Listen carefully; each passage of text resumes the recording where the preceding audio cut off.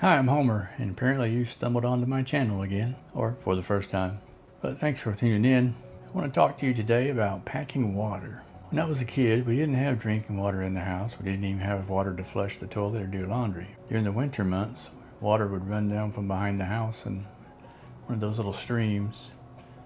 We were able to dam it up a little and run a pipe to the house, and we can turn on some water and have something run out and use it that way. But when it wasn't winter, we had no access to water, so we had to take milk jugs, wash out all the milk, bleach them out, make sure they were clean and sterile. Then we'd carry those milk jugs down to, in Raglan, there's a place called the Brick Row.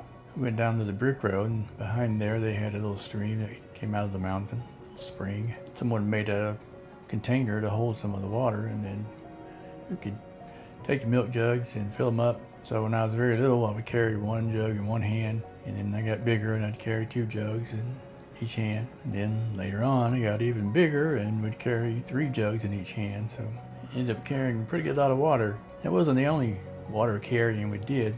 That water was carried too so that we could drink it. But then when we wanted to do laundry, we had to carry some water too. But that water came from rainwater that had been collected into some barrels. So we had to go take 5-gallon buckets and dip it into the barrel and take it up to the washing machine and pour it in. And once it sat out there for a few days, it ended up getting those Wiggletails, we called them. It was mosquito larvae. We just throw them right in the washer anyway, figured the bleach or the soap would kill them, it didn't matter. And then when we washed a load of clothes, we took the water and pumped it over into a tub and then put some more clothes in and then used the same water to wash, 4 or 5 loads. Got rid of that water and then reloaded it with rinse water and then rinsed 4 or 5 loads. So that was how we did laundry without water. For flushing the toilet, that wasn't a problem in the beginning because we had no toilet. We had an outhouse. So we had to go out to the outhouse. Later on, we ended up with a toilet, but still with no running water.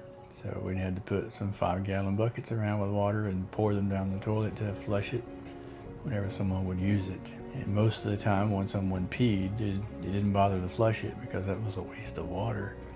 So the pee would sit in there and get kind of stagnant and nasty. Once when we didn't have any water, it rained and the water was coming off of the roof in a certain spot, and it was summer, so the water was warm. So we went out there and got a bar of soap, got down into our skivvies and took a rain shower. These are some of the things you do to get by in the hills of West Virginia when you don't have water. But we made it.